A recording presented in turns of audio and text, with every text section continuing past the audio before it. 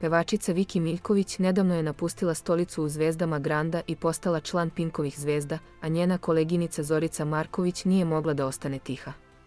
Zorica je prvo istakla da ona nema šta da traži u takvim projektima i da se još davnih dana dogovarala sa Popovićem, ali da to nikada nije realizovano. Potom je prokomentarisala odluku nekih učesnika da odu iz Zvezda Granda i pređu u konkurentske Pinkove zvezde. I dok je u početku nalazila opravdanja za prelaske, ubrzo je žestoko kritikovala Viki. Ona je rekla da je odvratno preći tamo gde već postoji projekat, uzeti pare i ne raditi za džabe, i naglasila da nije u redu kad se koristi nečija pozicija da bi se brojale pare. Zorica je posebno oštra bila prema Viki, navodeći da je ona često na raznim projektima, od romskih svadbi do Beograda na vodi, i da nije iznenađenje što je postala preletač.